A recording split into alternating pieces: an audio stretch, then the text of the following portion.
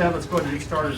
For those of you who don't know me, my name is Mark Miller. I'm the interim provost at Marietta College. I've been in the Marietta area for about 15 and a half years, and I've been privileged to work with Jerry and the CVB board for about 3 years now, and I'm really excited to be stepping into the leadership role here. I know that Chuck Swaney has made some great strides on this board, and he leaves big shoes to fill, but I'm excited to step up to the challenge there. I want to extend a formal welcome to you for the 53rd annual meeting of the Marietta, Washington County Convention and Visitors Bureau. We're delighted to have you join us this evening to celebrate another successful year of promoting tourism in our great area. It really is a distinctive destination, and as I mentioned, I moved out here about 15 years ago from Colorado, which in its own right is a very popular tourist destination, and when I moved here, I had no idea what a fantastic place Washington County was. But what I did know was that the CVB was playing a big part, because as part of my interview at Marietta College, one of the things I got was the CVB visitor's guide. And I'm not making this up. When I went back home, because my wife was not here with me on my interview, I went back home and I was trying to describe the area. I had plenty of information about the college, and she said, "What's the area like?" And I had the visitor's guide, and that's really what helped sell her on, like, why am I going to move halfway around the country to Ohio? I said, look what they have. It's beautiful. And again, we've been here 15 and a half years. It's a great place.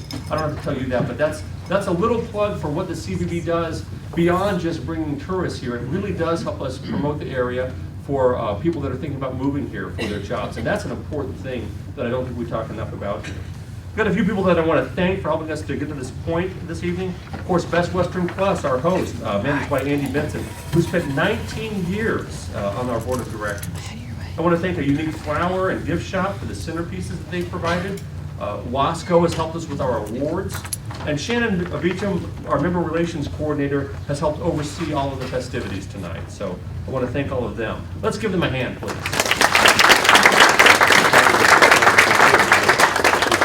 We've got a number of invited guests and special public officials here, and so I want to recognize a few of them. We have Roger Coulter from the City Council. Roger, there you go. We've got Mark Lewis from the Parkersburg CVB. Mark, there you go. And then the next three people are going to be speaking to us later, but I want to make sure we recognize them. The Honorable Joe Matthews, our mayor.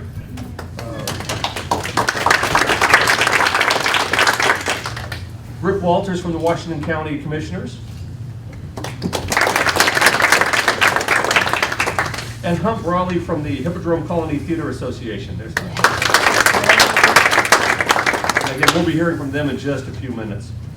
Before we get into the heart of the evening's program, I'd like to take a few minutes to also recognize my fellow board members and some of our people from the CVB. So we've got our Vice President, Tanya Wilder, who's with the Evergreen Arts and Humanities Series at Washington State. We've got Deb Brown, who's our secretary. She's with the Glenwood Retirement Community. Chuck Swaney, our past president. Is Chuck here tonight? I didn't see him earlier. He's at the Grammys. He's at the Grammys. Okay. There you go, Chuck. Okay. Dave Bricker from the Hampton Inn and Microtel Suites. We've got Ann Corbett from John Rossi Arts. Leanne Hendershot, Friends of the Museum. Jim Honick of Fairfield Inn and Suites. Ken Kupschi from the Cook Shop. There's Ken. John Walsh from Alliance Industries. And Barbara Whitaker from Unicorn Wine Guild. Did I forget to mention Mike? I'm sorry, Mike Aderoso, our treasurer. Right. The band. I don't know how that happened there. It's on my script. Sorry, Mike. Sorry about that. Okay. Maybe that'll be my only slip up. We've got our ex officio board members as well. The Washington County Commissioners appoints an ex officio, Rick Walters, who I've already introduced. The Marietta City Council appoints an ex officio, that's Harley Nolan. And the Marietta Main Streets appoints an ex officio, Katie Sulfrich. There's Katie. Wayne National Forest. What a great national treasure we have here. Wayne National Forest. Gary, I saw Gary earlier. There's Gary right there, Gary Chansky. And the Marietta Chamber of Commerce, who does so much for the vibrant business community here. Charlotte Keem. Where's Charlotte? There's Charlotte. So let's give a hand to all of our board members. We do have a full agenda, including getting some food, and I realize I'm the last thing that stands between you and your food, so I'll try to make these remarks as brief as I can. But I do want to talk a little bit about what our agenda has been recently and where we are moving forward. As you're probably aware, the City of Marietta and the City Council made a change to the ordinances that spell out how the bed tax is dispersed upon collection from the hotels. And in the past, the city and the CVB have split this 6% tax evenly, 50-50%. Citing infrastructure needs and the challenges that cities face with the revenue streams, the City Council felt that they needed to adjust the amount that was distributed to the CVB for promoting the area as a distinctive destination. So after negotiation, it was agreed that 0.5% of it would be reduced in 2015, and that the CVB would be capped at approximately $503,000. Additionally, in 2016, CVB funding will be reduced by another 0.5%. There won't be any cap in 2016 at this point. This reduces the CVB funding across 2 years by 1/3. So we were part of the negotiations. We thank our city partners for that, and I was really glad that we were able to come to some resolution on that. Along the way, we had some other things that were requested that we were in protracted negotiations about. Open public meetings, open public records, zip code reports from area attractions. These are things that we've been talking with people about in the city. And I want you to know that the CVB does take its responsibility to our industry and to our members, as well as our broader community, very seriously. And we understand that public trust is important. So we sought counsel and we got a legal opinion on some of these issues. At our last week's board meeting, the board unanimously voted to continue ourselves as a private, nonprofit 501c6 corporation, holding private meetings and keeping our records private. Above all, remaining in full compliance of the law as a registered 501c6 designation, as we've done since 1962. Any member organization who would like to address the board has always been welcome to do so. And I just can't emphasize that enough. We want to hear from our members. So if you have anything you want to address to us, either one-on-one or come to our meeting to address us, you're certainly welcome to do that. No one's who has ever requested this has ever been denied, and they won't be in the future. We want to make sure you know that. We're going to continue to hold that practice. Our board is committed to our industry, and you are our partners in that. If you have any questions or concerns, you're welcome to bring them to the attention of the Executive Director, Jerry Knowlton, or myself, or any of our board members. I also encourage members to attend our Tourism PM events. This is an opportunity to be kept up to speed on the Bureau activities and to share information back to us.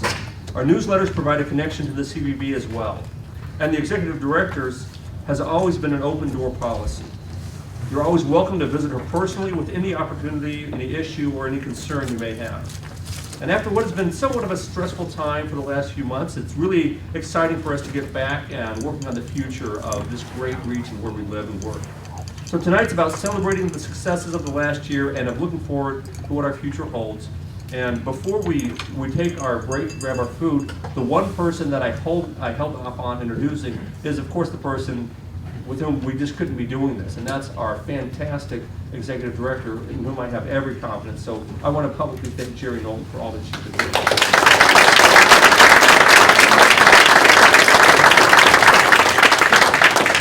So with that said, I'm going to take a break. I'm going to encourage you to go ahead and fill your plates, refresh your drinks, and in just about 10 minutes or so, once everyone's got their food, then we'll resume with our program. A few of them are new, a few of them are old timers here, but working in the back there, we've got, not old timer, I mean, not as old as me, not that old, but you know, for millennials, they're old, I guess, is what it is. So we've got Nathan Wright back there, he's one of our newest employees, and we've got, and Tori Watkins, where's Tori? She was out there she is, yeah, she's one of our newbies also. And we've got Christian Hutzman. And Shannon Beacon. Where's Shannon? There she is. Shannon's been with us. She's an old timer for us here this evening. Right. So, no, I want to give a special word of thanks to our staff, because they really do so much for us, and they really do so much for you as members, making sure that we're promoting our area as just as a top-notch place to be. So moving on into our program, we're really honored that we've got some public officials here because the CVB really is one of these, we're a private organization that works a lot with our public officials, and so it's very appropriate that we have our Honorable Joe Matthews to speak with us tonight. Mayor Joe, please.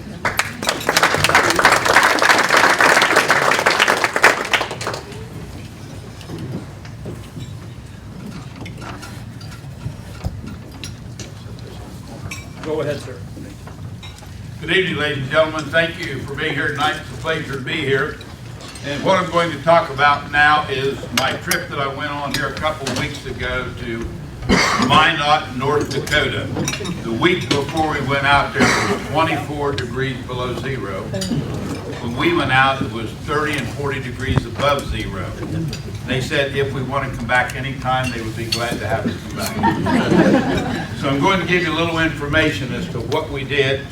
We left Parkersburg, West Virginia on a Sunday morning, drove to Columbus, got on the plane, flew into Minneapolis, St. Paul, was there for a couple hours, and we flew into Minot and got there that evening. On Monday morning, we left the hotel. We departed for Minot City Hall. There we met with city officials and their staff. We toured Minot, North Dakota that day, and I'm going to give you an example of some of the places we went that day. I've got so many things here and I'm not sure where everything is. But our itinerary that day, we went to took a bus, the group that we were with plus City Hall people. We toured about 22 different locations in Minot. Some of these places we saw, they were staked out for housing developments and things like this. One place we went by was 180 new houses being built in this one development. Another place was 200 developed in that one place.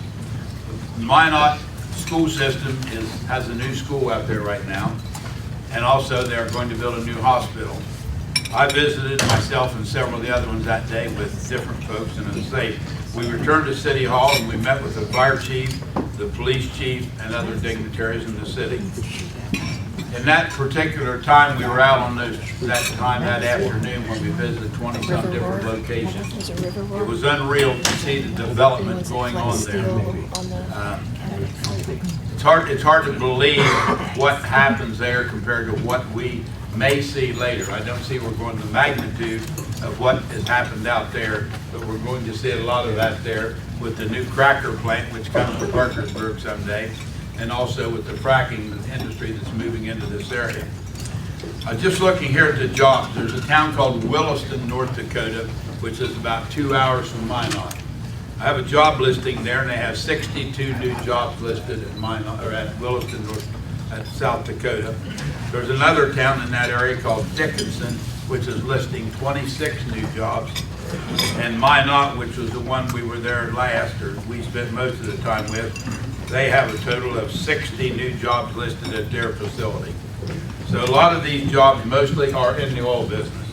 The police and fire departments and the teachers in that area are being subsidized by housing out there because they can't compete with the oil people that are hiring these people. Some of the people out there, most of them in the oil business, is making anywhere from $100,000 to $150,000 a year. One gentleman we were talking to at the hotel that night, I happened to strike up a conversation with him, and I said, "Are you in the oil business?" And he said, "Yes." I said, "What do you do?" And he said, "Well, I have my own vehicle. I haul sand for all these people." He said, "I'm out in my truck with a sleeper and everything for about 4 or 5 days at a time."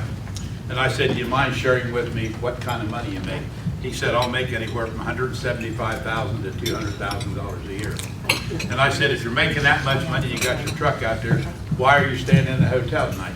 He says, "Well, I have to come here and wash my clothes once a week." So that was why he was in there that night. But all in all, it was fantastic. Myself, and we split into 2 groups the second day we were there. Myself and several of us stayed in Minot. Some of them went to Williston. And everywhere you go out there, the police and fire department are leaving their jobs in the cities to go work in the oil fields. And that's why they do have subsidized housing for these people. I met with the school superintendent, the school district and principal, and they're building a new school there in the near future. They're already going to build a new hospital. They have the new schools, I'm sorry, but they're going to build a new hospital there. And while we were there that day meeting with the administrator and several of the staff on the hospital, 3 helicopters came in that day, and they identified them by their sounds of their helicopters. They know they were coming in from the oil fields. And I said, are you having trouble getting doctors out here? And they said, well, we are, but we're pretty much full staffed right now. And they said the last 2 people we hired were people who dealt with injuries to the hands, because most of the injuries on the oil fields are due to hands and feet. And he said, but we do have 2 new people right now. They have a great heart cath center. They also have a great cancer center too. They're building a new hospital. In 2011, Minot, North Dakota, suffered a huge flood. And they had about 3,000 people displaced from their homes. And if you go by out there now, you see a lot of homes which are boarded up at the present time. But they are coming out of it. And when they told me this was staggering figures, what they got from FEMA when this all happened was $100 million from FEMA to help rebuild their city. It's unreal to say they have restaurants out there which is not even open during the day because they can't get people to work in the restaurants. And they fast food places like McDonald's and Wendy's like that are paying anywhere from $15 to $20 an hour. And I think all in all, our people here that went out there, the 13 of us, we're much, much more ahead of the curve right now with what's going to happen here. And I think after being there and seeing what's going on, we are very good. And one thing I know, I don't want to make Rick Walters mad when I say this, but the county has no zoning. And that was one of the things they said. Wood County and Washington County needs to start zoning people. Because what could happen there, and a good example, when Mayor Ford in Williamstown didn't go with us, but we had a critique last week, and she said on both ends of my city, people could come in with these campers and park campers everywhere without zoning. And that could happen, but I don't think we're going to see it right now, but it could happen. They have the man camps out there too, which some of these people work so many days off and then on and then so many days off. And they have their chow halls and everything right in the man camps where they're at. And these people all make great money. And as I say, we visit with those. And then one day we had lunch with the Chamber of Commerce people, also the development people, also the job services people. And it was very interesting to talk to each and every one of these folks. And on the last night we were there was 40 of us that had dinner together. And we were each paired up with the different people from different aspects of Minot. And also you want to remember Minot, North Dakota, has an Air Force base there, and it's a town within itself. It's about 15,000 people. And it's a SAC base, Strategic Air Command base, and they have underground missiles out there. Of course, we didn't have the privilege of going out there. And you talk about little things that can happen. We toured their landfill, and they have piles and piles of trash out there. They don't know where they're going to go with all of it because they experienced such a growth. There's a little town between Minot and Williston, excuse me, it's called Watford. And on Saturday, that's kind of out in the boonies, on Saturday night, 4 police officers go 4 abreast down the street of Watford because of the fight that's going on there. They just out in the boonies, these guys are making $100,000 a year, $150,000. They have nothing else to do but drink and fight. So I don't think it's going to happen here like that. And that was one thing our police, we had 3 chief police officers. Chief of Parkersburg and yeah, that was the 2. Excuse me, sorry. But all in all, it was a great trip, and we're going to be putting together a PowerPoint to present to the area as soon as it gets done. But it's just eye-opening to see what's going on out there. It's hard to believe the things that's happening. And before they started doing things out there, the zoning, which they didn't have actually, we went by this one housing development, really nice homes. Some of the homes there you can look at. This one home had a camper sitting in the house beside it, had an electric cord running out from it, had their sewer going into another place. They had 3 trucks in front of the house, and they had 2 jet ski, not jet skis, snowmobiles. So that's why zoning is very, very important to have for Wood County and Washington County. And this is going to take some time to do, Rick, and I know it'll happen with you in there. I appreciate your being in there now. And like I said, there's so many things going on. And I think I had a listing here of real estate places. Talk about real estate skyrocketing. Here's a little home here, about 2 bedrooms, $349,000. Another home here, $280,000. And these are all very, very small homes. nothing compared to what we have in downtown this area. If we had some of these homes that's in the downtown Marietta was out there with the way they're going, they'd probably get $500,000 a year.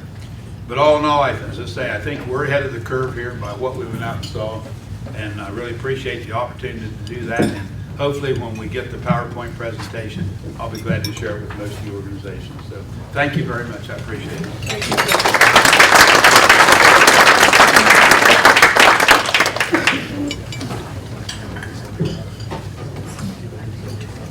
Thank you, Mayor Joe. And the mayor is right on. I mean, if we look out west to see what oil and gas is doing out there, it's really interesting to see that's a lot of that could be what we see here in Marietta and Washington County in the very near future. In fact, at Marietta College, I'll put a little plug for my institution. We along with Washington State, as sort of partner institutions in terms of education for our area, really do try to see ourselves as being responsive to the local needs. And some of you may be aware that our petroleum engineering program is obviously a very long-standing program. But just recently, we've also been developing a curriculum for land energy management, which is kind of going along with petroleum engineering. The land and energy management program is a big part of what the types of jobs that are going on in Minot and Dickinson and Williamston. And so if any of you have sons or daughters or nieces or nephews that are thinking about, boy, how do I get in on this oil boom, and I don't want to be an engineer, what else can I do? Marietta College work, we got plenty to talk about with you there. So give me a call if you have any questions about that. And speaking of Marietta College, we've got a few Marietta College people with us as well. We're excited to have Marietta College Next Gen students, Megan Hogue and Ashley Jesser there. So raise your hands there, Megan. We've been working with Jerry and the CVB on the project, so that's been really fun. Our next speaker is representing the county. And even though I live in Marietta, I know that the area moves beyond the city borders, and there's a lot of stuff outside the city of Marietta here in the county that's just some great stuff going on. And so I'm happy to have Rick Walters from the County Commissioners come and address us tonight.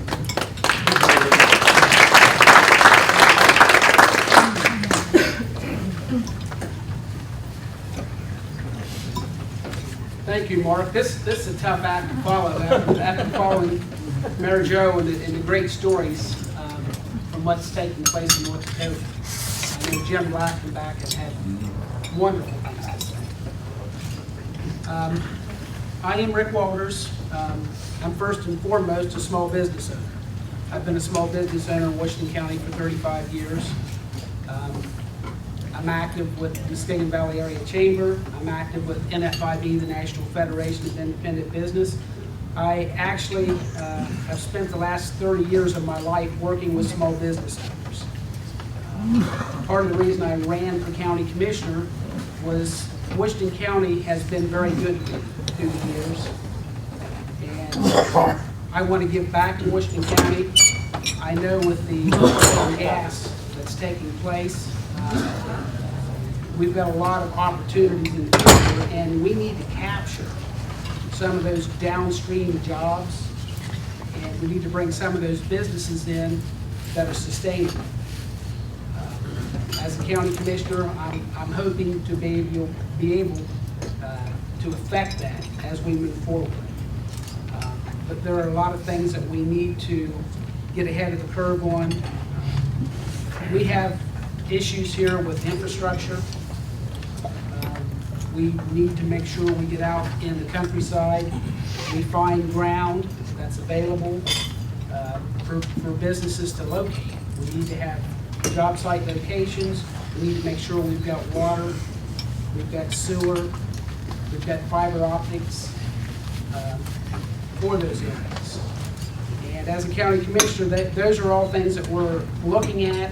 Of course, we're working in conjunction with the Southeastern Ohio Port Authority, the other chambers that are located throughout Washington County. It's very important as we move forward to make sure that we make it easier for employers to come into Washington County. I've been in Columbus. I went to the new commissioner training that started Sunday at 2 o'clock, finished up at 2 o'clock today. So I've seen a lot of speakers over the last 2.5 days, so I'm about half brain dead. I heard a lot of information and I only absorbed part of it. But I know one of the speakers was really interesting to me, was talking about site selection companies. And these are companies that go out into areas like ours where we've got a wonderful opportunity with the oil and gas, the Utica Shale in the future. These site selection companies, they come in, they look at our area, they assess job sites. These are companies that we don't even know anything about. They actually go out and contact other businesses about moving into Washington County. 90% of the work's done before we ever know anything about it. And a lot of their contacts will be with people like Charlotte, where they'll come into the area, they'll talk with the chambers, they'll talk with the Port Authority. So when that speaker was talking today, I did pay attention, I did make some notes, because those are all important things. I know as we move forward in the Commissioner's office, our building permit department, we've got a new director there, Chris Wilson.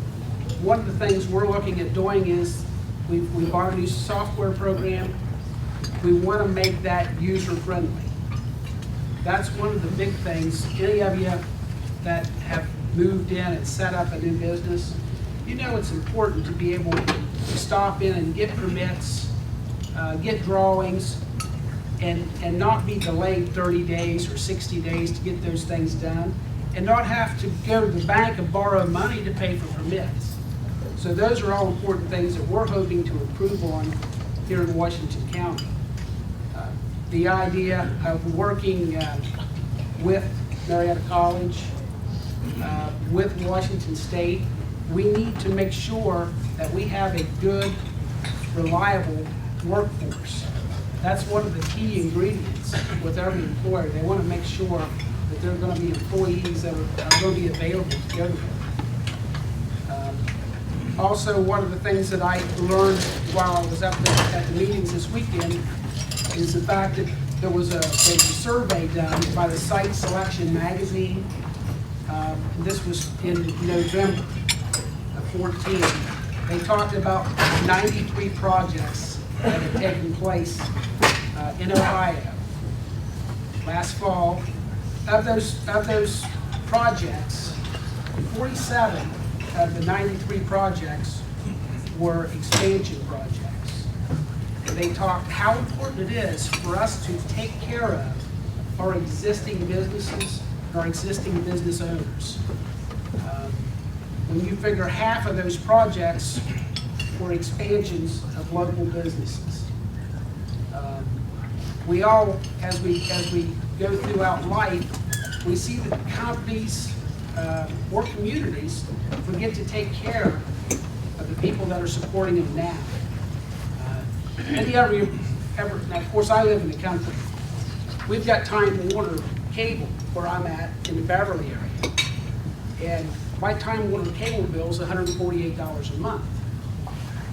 But I see commercials all the time that you can get Time Warner cable, their package program, for $79 a month.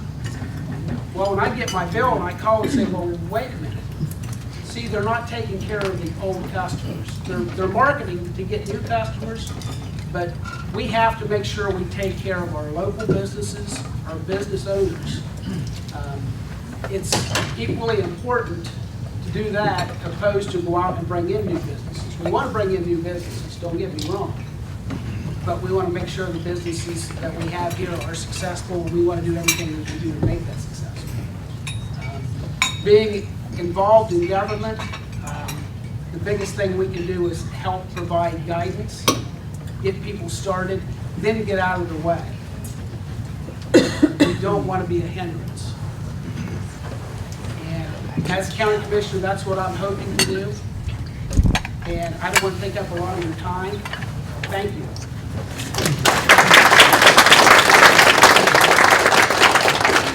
Thank you, Commissioner Walters. And that is, I think, spot on for Marietta, for the area, and for Washington County. Talking about our small businesses, and I'm not going to ask you to raise your hand, but if if we were to say how many small business owners are here in this room, I know it would be a very large number. And if we looked at our list of our members, and we said how many of these are entrepreneurs who said, "Boy, I think I want to start a store downtown, or I think I want to start a restaurant or a bed and breakfast." I mean, we have so many entrepreneurs here, so many small business owners, and I just want to, I'm going to again give a little plug from our organization. Marietta College is, but it's something that you might be interested in. Marietta College has recently received a grant from the Arthur Riding Davis Foundation, which promotes entrepreneurship and entrepreneurial thinking.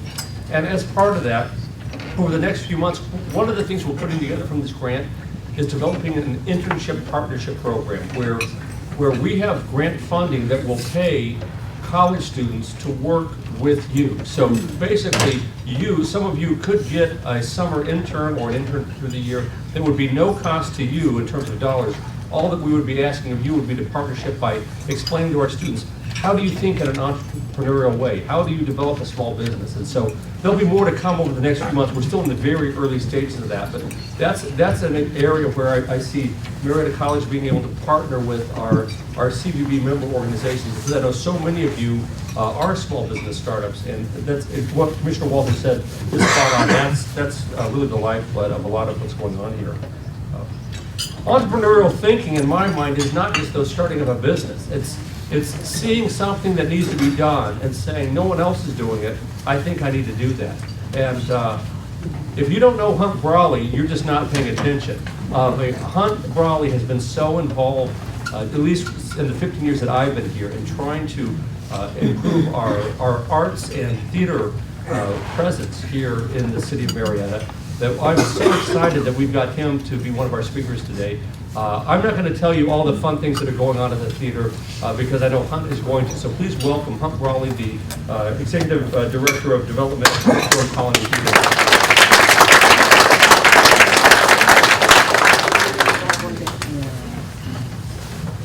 Thank you, Martin.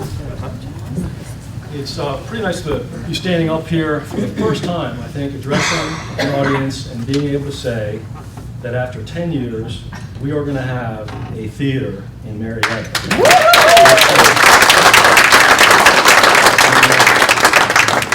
End of year was pretty stressful, but essentially we finalized funding, and we're going to move forward on the final $5.4 million or a $7.5 million project, which is certainly one of the larger nonprofits in this area in a while. I don't have a lot of time, so I'm going to throw one primary idea at you. But in tying in what Rick and Joe were talking about, obviously we've got a big opportunity with some oil and gas money coming into this community, and I think we really have to figure out what we're going to do with this. Very easy for this money to arrive, enrich a lot of people, and then basically have this money disappear. And I think it's up to us to make sure that a lot of this money stays in the community, develops the assets, helps with the education, the other recreational opportunities that are really going to make this a wonderful place to work, live, and play. And of course, that's what I think. This the Hippodrome, Colony, now People's Bank Theater is. I think it's one of these projects. When people come into a community, after they interview for the job, it's all about education and then cultural and recreational opportunities.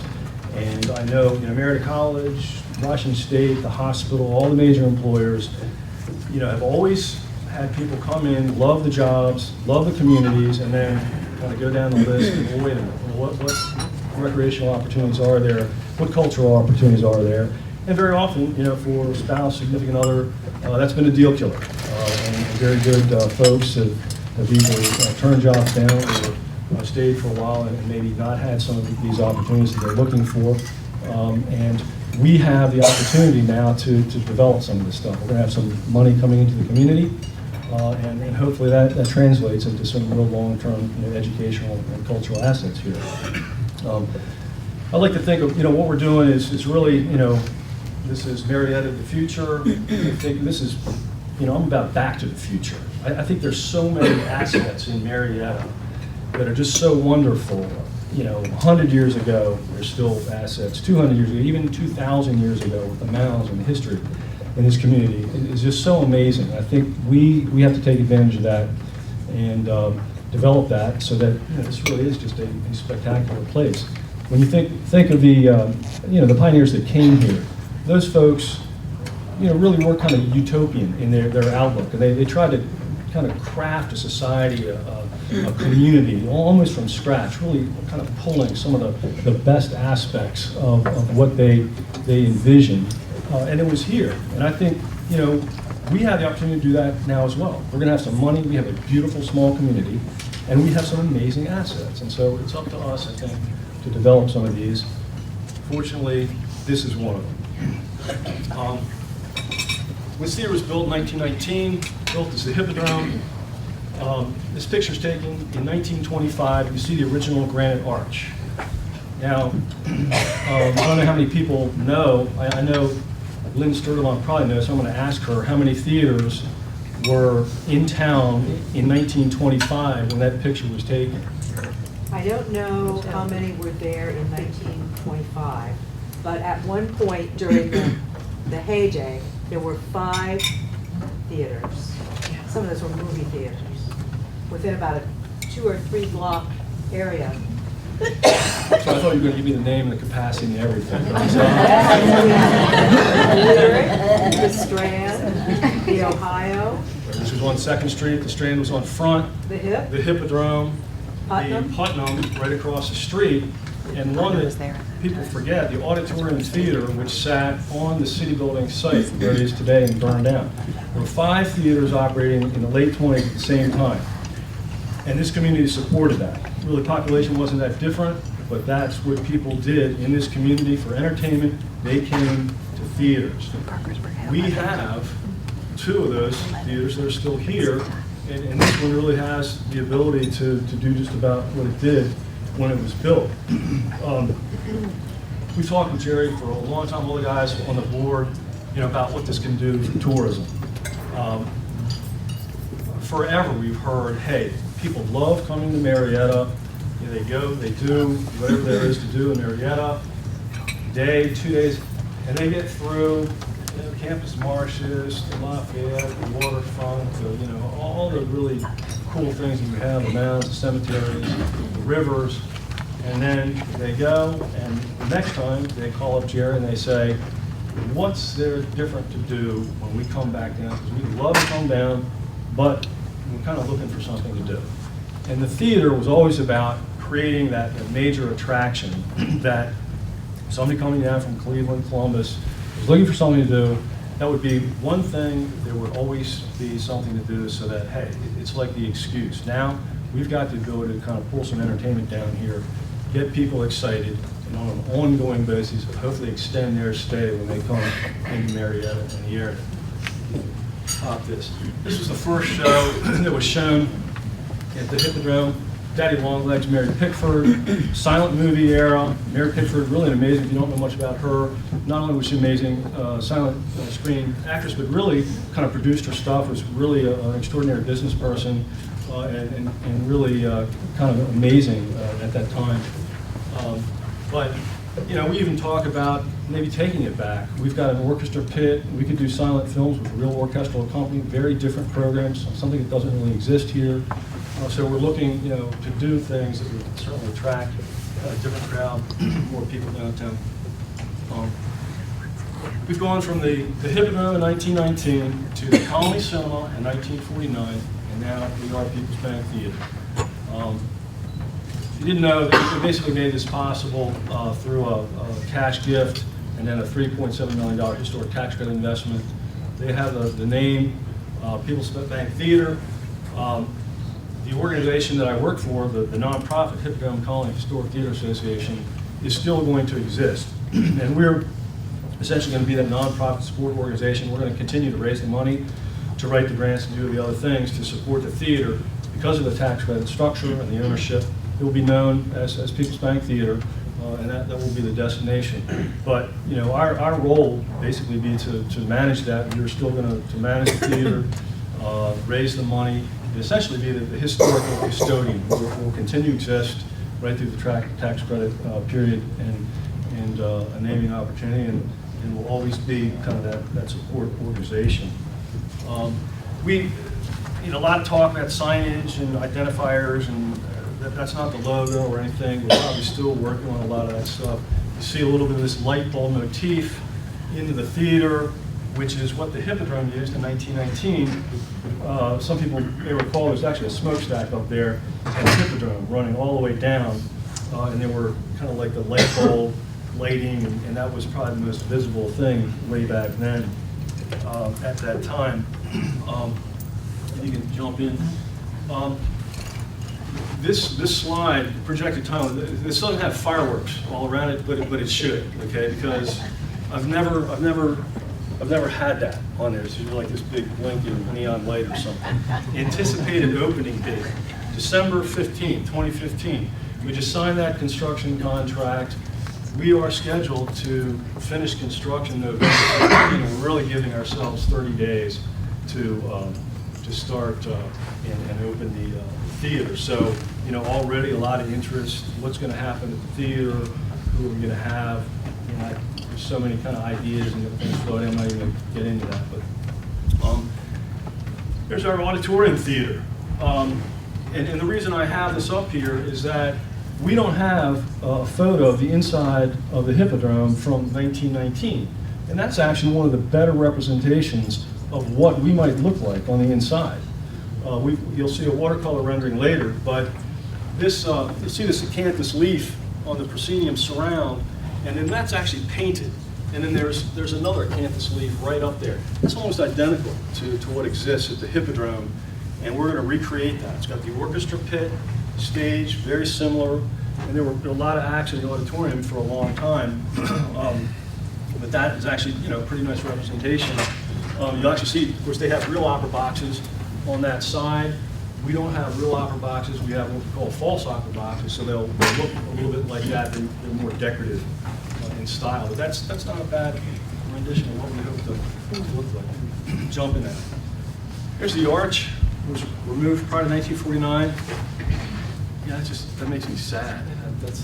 They're stripping granite arch. That was an amazing granite arch taken down. Unfortunately, kind of cost prohibitive for us to take it back like that.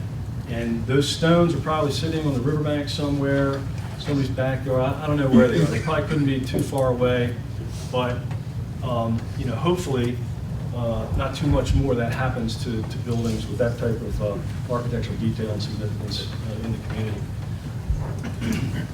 That's really what it's going to look like. So that changed in 1949 when the Shea Cinema Corporation purchased the theater and ran it as the Colony Cinema. And we're going to take it back and see the wooden door, so we'll give it a few architectural touches to make it look a little more attractive. But it also gives us a little more room on the second floor. We'll eventually be looking like that. Go to the next slide. This is probably the biggest event that ever happened at the theater, maybe in town for quite some time, in at least a 2 and 3 day period. But Babel Hymn, the world premiere of Dean Hess. This is what we're shooting for. And what's funny, we talk about Back to the Future. I mean, you just kind of look at that streetscape. We talked with Ken a little bit about signs that used to exist, really attractive neon signs. You see the Wainwright sign there, Loans, a lot of these kind of neat neon signs that were downtown.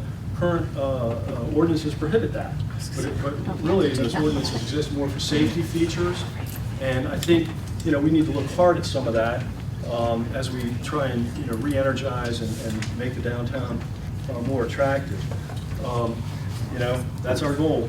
People lined up outside of the street, happened in 57, happened in 25, needs to happen on Putnam Street again, which, since 1986 really hasn't occurred. That block has been the most vacant block in town. We're hoping to dramatically change that. I think not only, for its own purposes, but because it's in such a key strategic block between Marietta College campus and the rest of downtown where there is a lot of energy.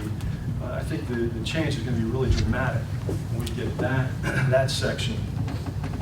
together. Jump to the next slide here.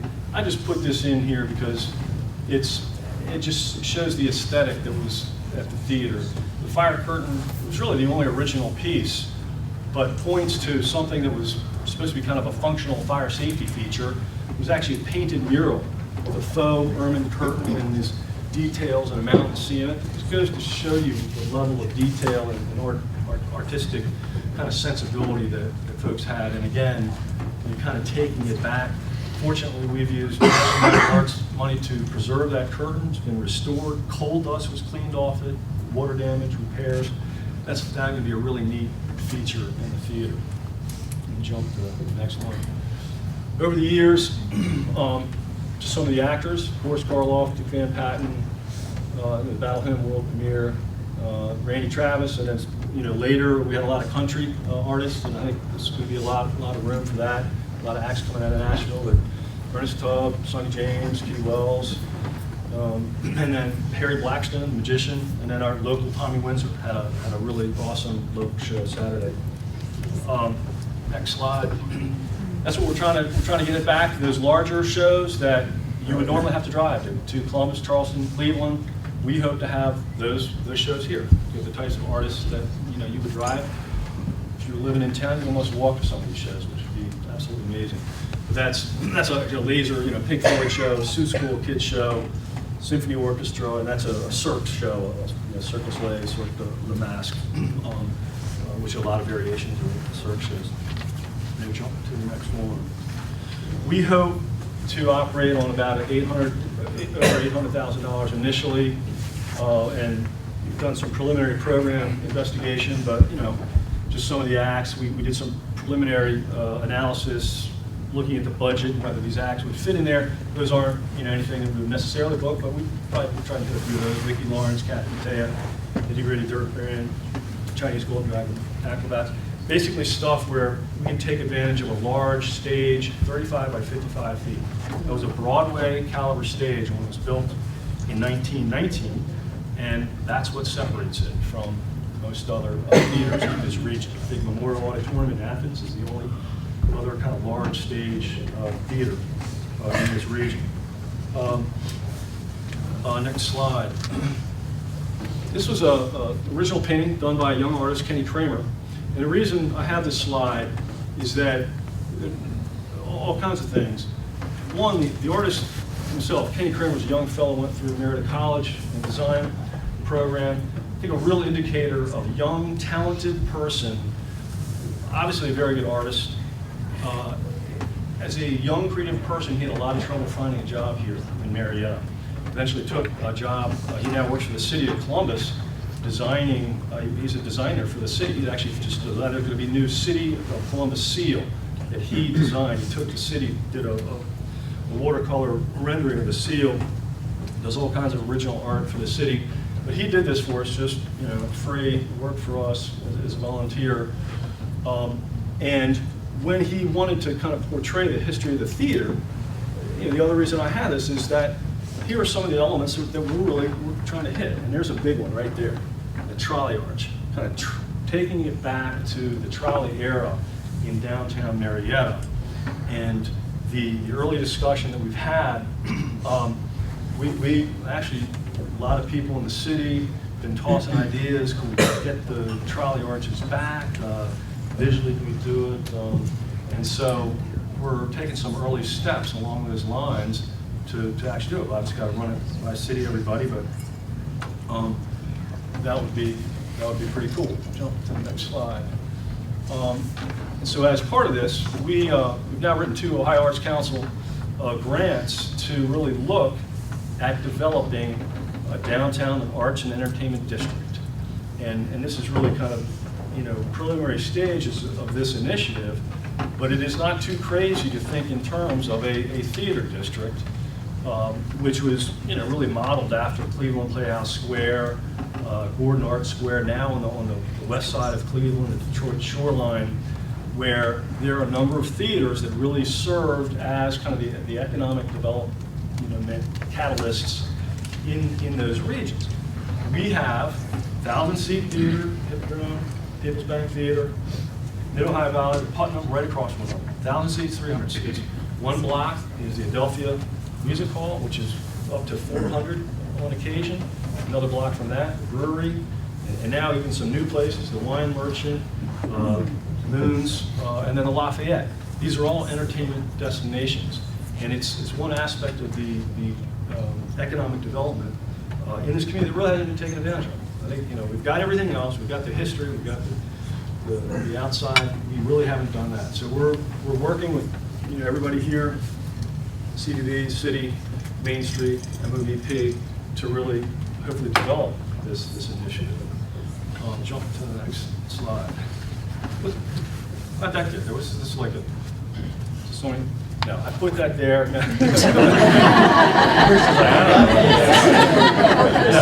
I put that there because it's what, you know, CVB has done in terms of developing a very new, basically, tourism industry in this region, in the Washington County. And I'd love to see something almost identical, you know, from an arts and entertainment standpoint, where you've got that arts and entertainment guide, you know, Ryan Smith and the guys at the Marietta, almost single-handedly, all those assets are here in Marietta.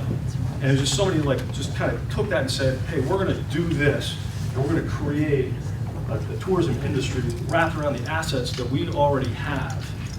And so, you know, I basically like to take the same thing. Hey, we've got, you know, we've got all these venues, we've got a wonderful downtown, and we just need to kind of take advantage of these assets and get them out there. Next slide.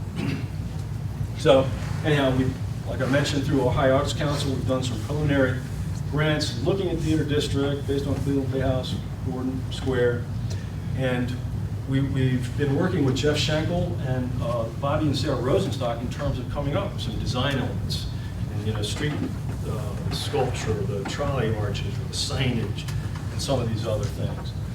And you know, we'd love to put those in place. Obviously, we've got to go through the city, kind of get the approvals from City Council, but we're going to have some design templates pretty soon. We'll jump to the next one. And here is kind of an indicator of what might happen, where we've got the downtown, we've got the assets identified, you can see some of these signs throughout the city, and then, you know, with tourism and some other guys kind of helping folk get around town to get to the destinations they're looking for. Jump to the next slide. This was one of the economic studies. Can't be expected really to read that, but what the theater brings to the other entertainment destinations. We had looked at, like, the Marietta Brewing Company, Adelphia, the acts that are already here, and the additional spending based on, you know, people coming into town.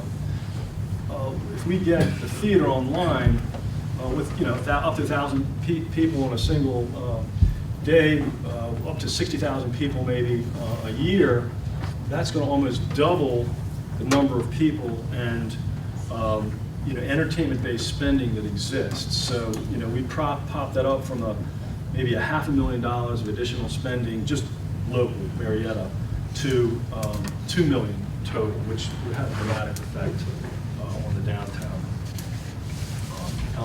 Jump to the next one. And, you know, here are just some of the major projects then, and the expenditures in each of those projects. $7.5 million, People's Bank Theater. You know, we're thrilled to see Triad spend $2.5 million on a property right down. It's going to have a big impact on that block. And that's a great example. Obviously, an oil company that is investing in downtown and is going to be here for a while. And, you know, we get up and running. Hopefully the investment then in some of these other Armory Square, Union Station, Putnam Commons glass press comes about as well to really solidify the activity downtown. Maybe jump to the next slide. A little rough, but actually there's some of the original renderings that Jeff Schenkel, Bobby, and Sarah Rosenstock did was just taking different views of the city and kind of coming up with some of the treatment. But we'll see more of that, I guess, later. We'll jump to the next slide. And there's some of Jeff Schenkel's work and what, you know, he already has into Harmer. Which obviously very, very important kind of transition from the Army area across the bridge into Harmer. And, you know, maybe you take a sign kind of like that and then put that wayfinding poster on there and use some of the artistic skill that these guys have in blending some of those design elements. Maybe last slide. That's watercolor rendering of the interior theater. Like I said, it's a little more washed than probably the color scheme, but you see how similar it was to that auditorium. That's what we're shooting for in our project, and we certainly hope that that'd be a big catalyst in downtown and the city, and certainly the county as well, because we look to attract people that are basically driving within an hour's driving time until you're going to drive to Columbus. We're hoping to pull those people from the county, other counties, 5 or 7 counties in the immediate area to see a show on there. I think that's it. Love to go on, but thank you for allowing me to speak.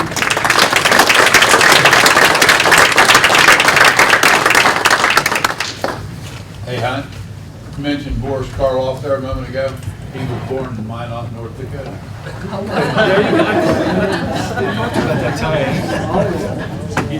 Thank you, Hon. And what a great reminder of the arts and entertainment that we have here, all the things that Hunt mentioned, and great stuff going downtown. And again, I want to recognize one of our board members, Tanya, who organizes the Evergreen Arts and Humanities series at Washington State Community College.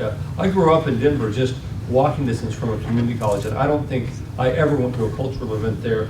Washington State does such a fantastic job in enriching our arts and entertainment. I want to just give Tanya. Next up, again, Jerry Knowlton, with whom we just couldn't exist. And so, Jerry, I know you've got some things to say, and I want to thank you for what I know will be a great year. Gosh, no pressure there, right?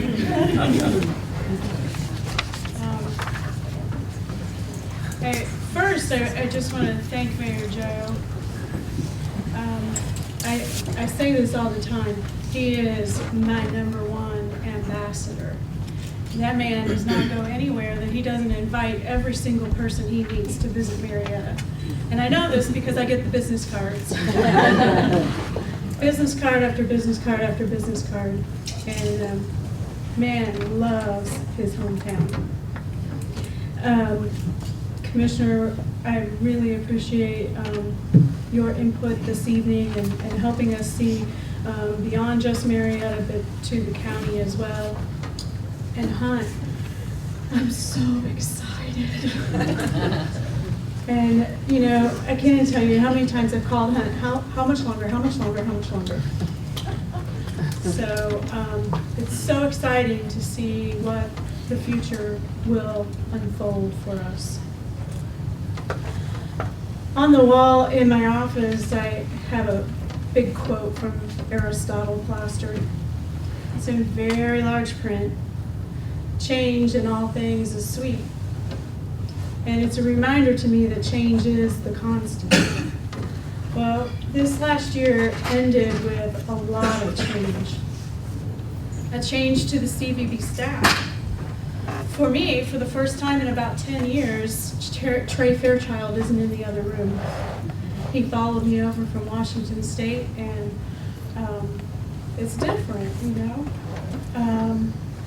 We will miss his creative genius, and we recognize the DNA of his creative influence is embedded in our brand identity and in our position and in our personality. I will miss his loyalty, and I will definitely miss his yes I can attitude. Samantha Branches, another longtime employee, relocated to Cambridge, and that super sweet personality out front that all of us adored is now embracing change of her own. Right, Dad? Right. And there was a change to my board president.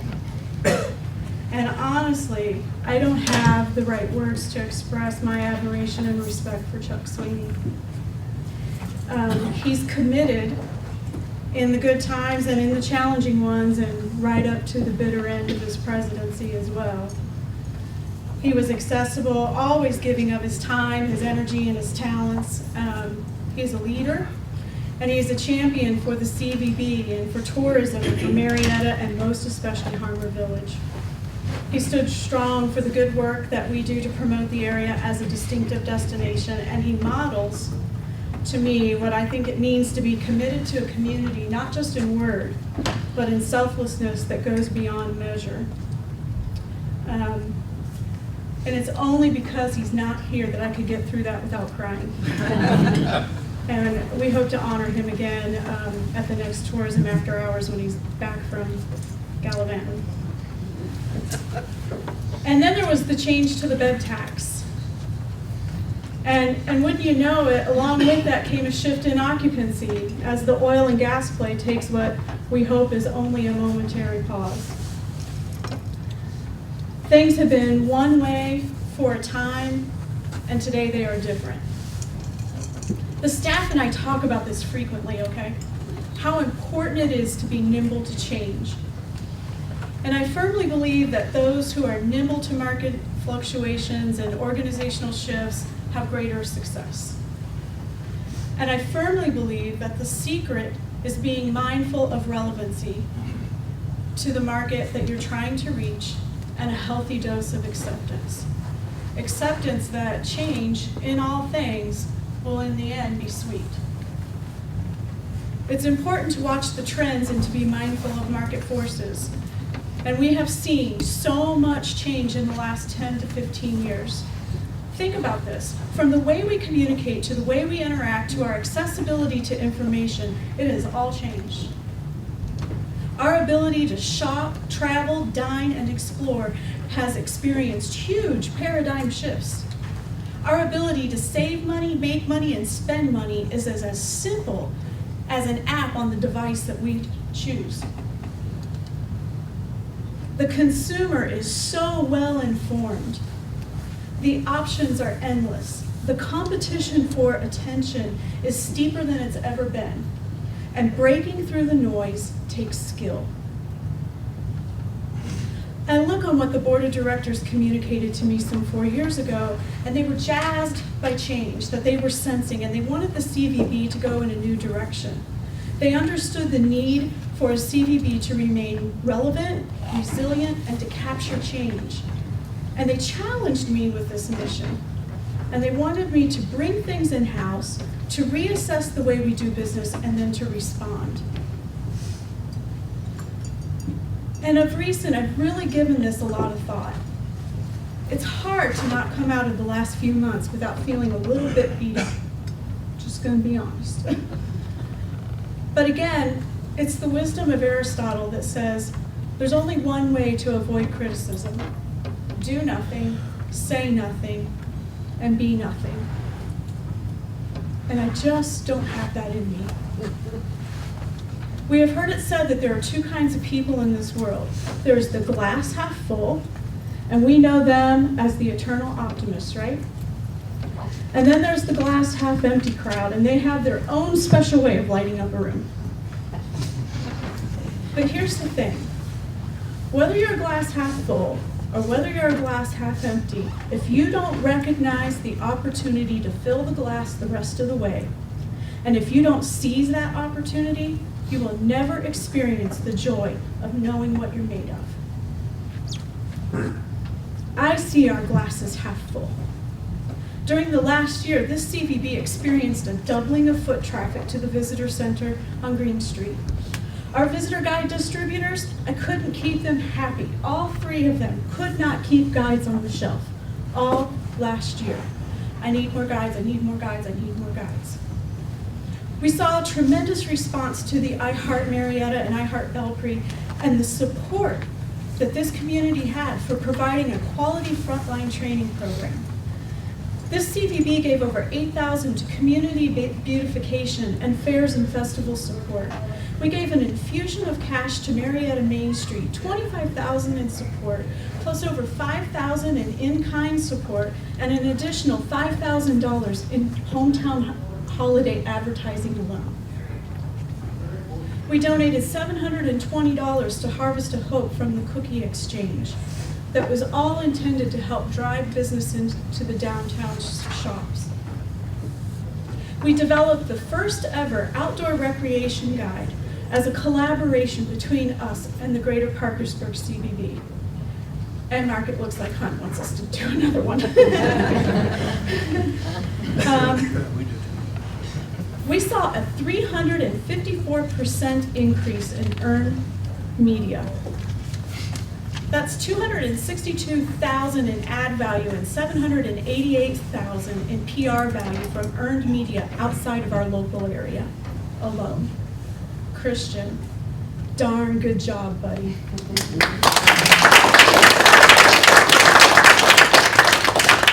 We saw an almost doubling of group tours. Our FAM tours produced 5 new group tours last year coming to the area thanks to Shannon and her diligence to supporting what they needed. We saw a 27% increase in the bed tax. There are 154 more rooms in this market than when we started 4 years ago. We saw 22 new members to the Bureau. Again, darn good job, Shannon. We saw new attractions like Scott's Super Adventures and new dining options like Laurel and Brook Street Barbecue. Blacksmith Barbecue, sorry. Brook Street, Blacksmith, sorry. My bad, I'm nervous. Because I feel like I got something important to say. And we were recognized as the #6 best small town to visit by Smithsonian Magazine. And we were so elated with that we went out and we created a happy dance. Right? And who would have thunk that it would go viral? That over 15,000 people would view that video, all because we were a little happy. I stand before you today really optimistic. Opportunities don't just happen, you create them. And I believe that we can build on this momentum, and I believe we can fill the glass. And here's how. Technology will continue to play a role for our CVB. We're going to continue to use customer relationship management and metrics in order to make sure that we're doing the job we need to do. We will be better at communicating to you, our members. We will be better at two-way communication with our customers. We will continue to advocate for our destination.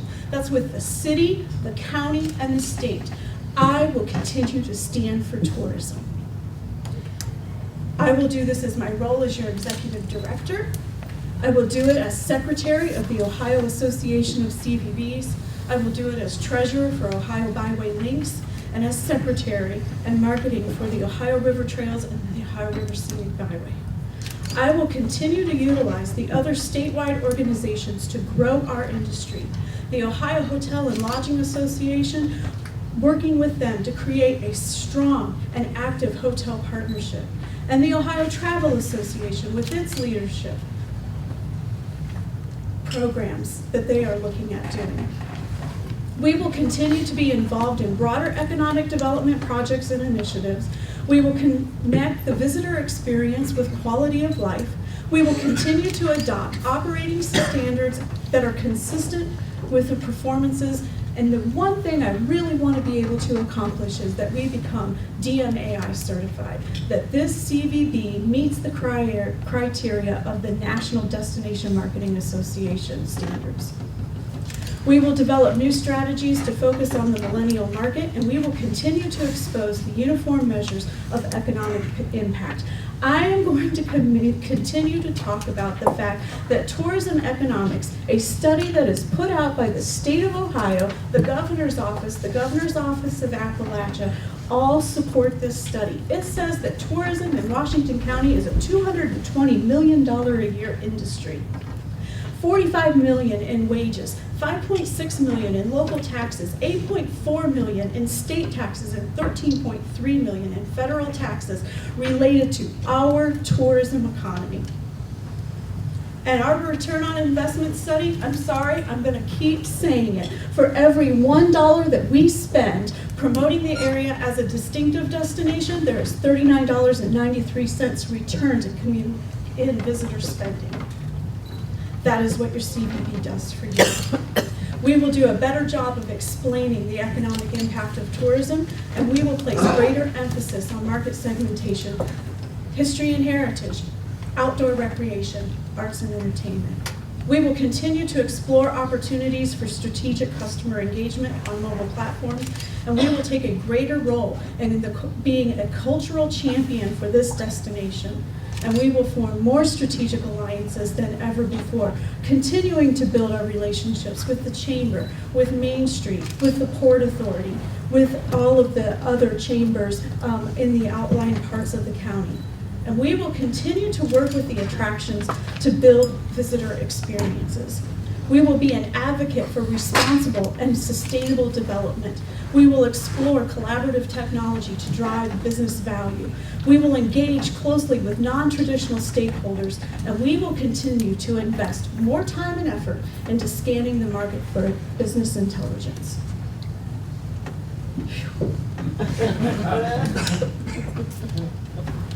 But hear me, folks. I'm committed to this. I'm committed to these list of things, and I'm committed to these opportunities. And I'm not going to get them all done in 1 year. And I'm not going to get them done alone. But you mark my word.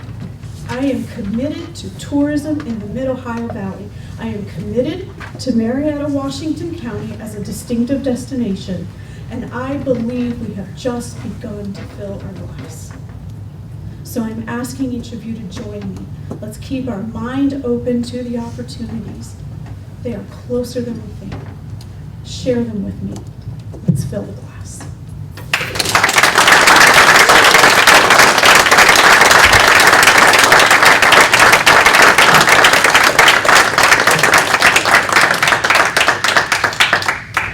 Okay, and then at this time, we're going to have our awards for our various members that have done some great and outstanding things. And Jerry's going to introduce our award winners, and I'll help hand out the prizes.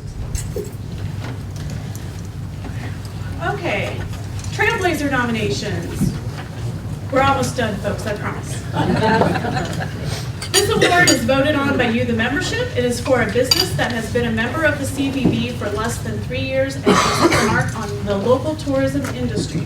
And the nominees are Scott Super Adventures, S&P Harley Davidson, Magnum Get Your Shot On, Harmer Tavern / Spagnos, Focus Boutique, and Blacksmith Barbecue. Did I get it right?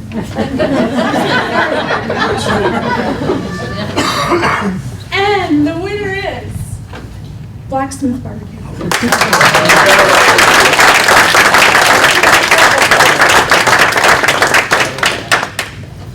We'll do photos afterwards, Congratulations. so don't slip out the back door.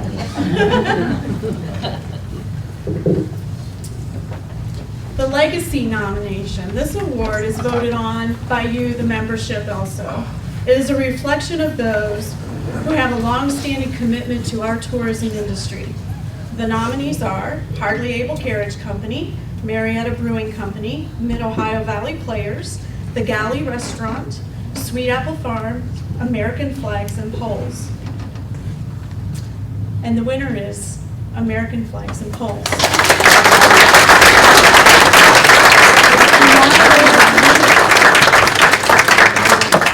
Sylvie comes up.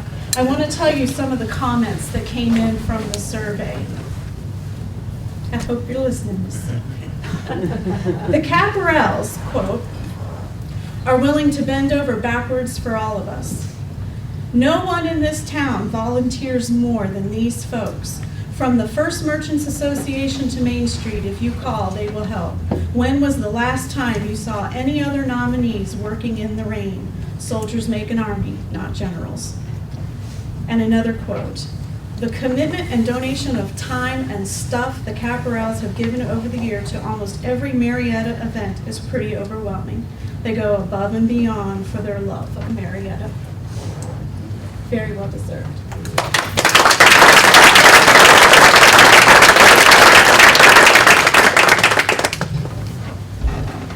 Each year, the CVB honors a member who has been instrumental and supportive of the mission to promote the area as a distinctive destination. We are very fortunate that all of you in this room fit that bill. It is the people in this room that support tourism, show up for tourism PMs, take advantage of our member offerings, support the iHeart Frontline Training Program by sending your frontline to the training, And you were ready to support tourism when the funding discussion began with the city. The member we honor tonight was part of all of this. She always avails her time, her talent, and her creative energy anytime we ask. She has traveled with me to Minnesota last year to train on experiential tourism and brought back many great ideas to use for her own use, but remains committed to the CVB and product development with our attractions. She has attended all the tourism after hours. She was an integral part of the iArt planning, and she has so much energy, and she just gets it. And tonight, we honor Hidden Marietta, Lynn Sturtevant.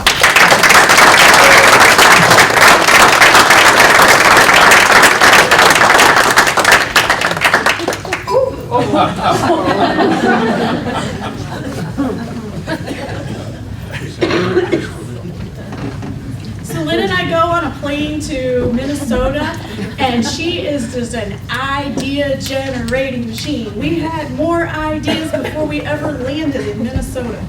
It's crazy. Ambassador of the Year.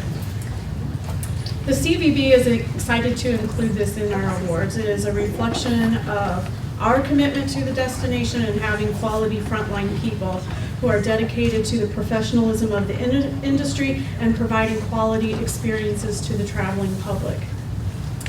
And the first thing we want to do is we want to recognize Lacey Lanning. That's you. And you can come up here. Okay. Let me see. She was energetic and a passionate voice for tourism during the iHeart trainings. She absolutely ran with the ball, and as Sheila Rhodes, the GM of the Lafayette Hotel, noted, it is clear that she is an invaluable part of the Lafayette Hotel too. I heard from local people who talked to Lacey, and she had told just random people about the iHeart training program. And then the people would call me and say, what are you doing?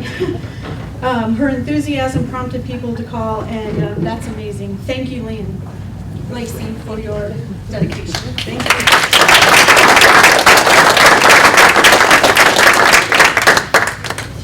So I could not recognize Lacey because she's phenomenal. But we also need to recognize our Ambassador of the Year. We had another participant in the iHeart training, and we would agree with the submission from her employer that yes, she was shy, but she was sure observant. This is what her employer stated. She learned quickly. Through her years of involvement with the public, she really came out of her shell. As she interacted with the customers, she would effectively find out why people were shopping at American Flags and Poles. The visitor response would trigger Carly to provide a visitor's guide and ask where they were going to eat or what they wanted to do. With a smile on her face and joy in her voice, she was able to help them firsthand. Tonight we honor Carly O'Callaghan as the 2014 Ambassador of the Year, and we invite her parents to accept the award because Callie is away at college. And I just want to state that we at the CVB were so impressed when she showed up to support the CVB during the bed tax discussions. And this shy but observant girl stood up for tourism, and to her parents, please express our high regards and congratulations to her.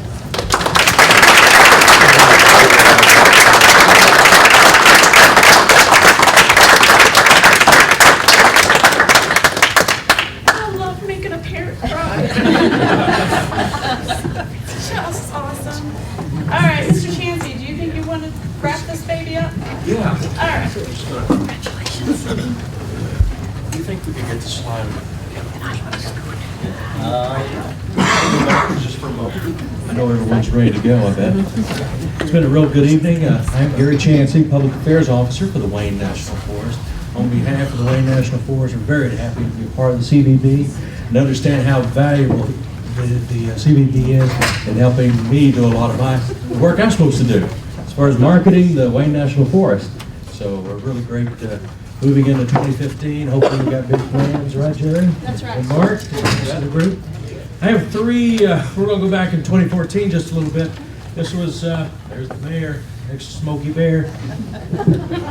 Marietta got national attention last year with the help of the Forest Service and also a nonprofit organization that actually brought the U.S. Capitol Christmas tree to Marietta. And it was the coldest day of 2014 for sure. Yes. Had to be. Did any of the folks out here go to see the Christmas tree? Yeah. Oh, you're brave. But it was awesome. But I found out early on when they called us up and said, hey, we want to bring the U.S. Capitol Christmas tree through Marietta. And I said, oh, you do? Yeah. Well, you know, it was a big deal for me because, hey, I love big events. But I knew I couldn't do it by myself. So we called the mayor and Jerry, and I said, let's go. And they said, sure, we'll take it, and build an event. And we had regular meetings, and I knew how powerful the mayor was. I really never worked with him before, building an event, but he got everything I needed, along with Jerry.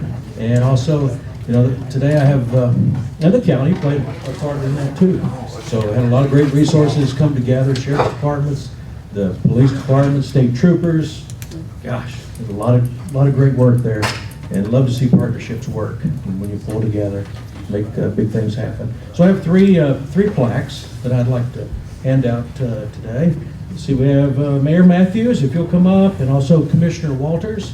This will probably be the first time you received a plaque for something, or maybe you was not involved in, but this is your first one. Is he still here? I think he slipped out. Okay, well, all right, maybe you can. And Jerry, if you will, please come up.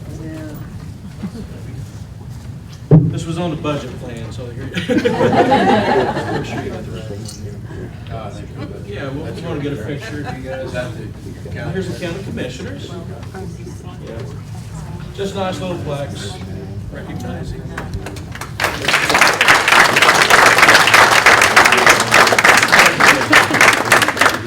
And then the 2015 U.S. Capitol Christmas tree will be coming from Alaska, off the National Forest there. And hey, it might come through here again, who knows? Thanks, everyone. Thank you, Jerry. And I want to thank you for all the work that you do with the National Forest. And it really is a national treasure that we have right in our backyard here. And we are so fortunate to have such great outdoor activities as well as everything else we have here. Well, we've had a really good time thanking you, our members, for all that you do, for giving you the awards, for hearing from the various people about what's going on here. So let's give everyone else just one big round of applause for their.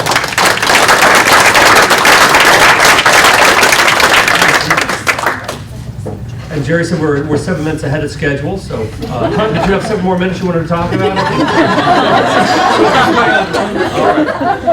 If you didn't get dessert, we've got some dessert up there. If you didn't get enough food, we've still got some food here, so you're welcome to hang around and mingle, but I will... And check out the new bar. Check out We've just finished a reno here, so please check out the hotel. Yeah, check out the new facilities here, but I will declare the 2015 CVB annual meeting closed. Thank you for coming.